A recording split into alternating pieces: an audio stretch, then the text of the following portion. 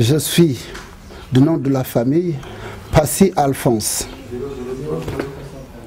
du nom de l'artiste Passy Ngongo Mermans. Je commence par Son Excellence. On m'appelle Son Excellence. Vous êtes ambassadeur? Je ne veux pas faire une concurrence déloyale à notre corps diplomatique, mais je vais l'expliquer après. Je suis Son Excellence. Ambassadeur des missions familiales? Oui, bien sûr, mais ce n'est pas tout à fait ça. Son Excellence, Passy Ngongo Mermans, premier. Touche pas. Mon pote. C'est bien cela. Alors, Passy Mermans, vous êtes un membre éminent des Bantous de la capitale. Quelle fonction occupez-vous aujourd'hui et depuis que l'orchestre existe?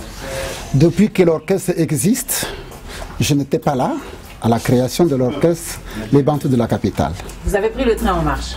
Bien sûr, le train en marche, tout à fait. Ayant pris le train en marche, quelles sont les missions que vous accomplissez? Tout à fait. Je suis guitariste, auteur, compositeur.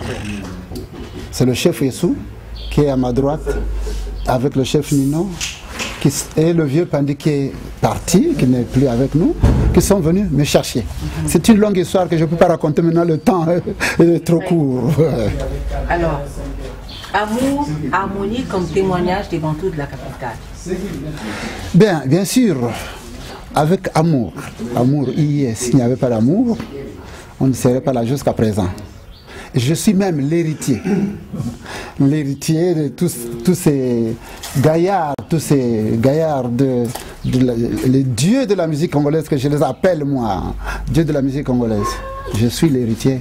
Pourquoi l'héritier? Parce que après la création de l'orchestre Bantou de la capitale, en 1959, le 15 août, j'étais là, mais je n'étais pas dans le bar. J'étais perché sur un arbre. Quand on disait ceux qui venaient faire l'espèce de ngembo. Ngembo. Voilà. J'étais ngembo, bien dit maman, j'étais ngembo à ce premier concert chez Feignon. Et tenez-vous bien. Qui signifiait curieux. Curieux, voilà. J'avais payé 25 francs. 25 francs, ce n'était pas le droit d'entrée, mais j'avais payé, tout juste à côté de l'estrade, une parcelle voisine, il y avait un manguier. Le gaillard qui surveillait cette parcelle, quand le bantou se produisait, pour permettre aux jeunes que nous étions, monter sur le manguier et regarder l'orchestre, il fallait payer 25 francs. Et c'est ce que j'avais fait comme les autres.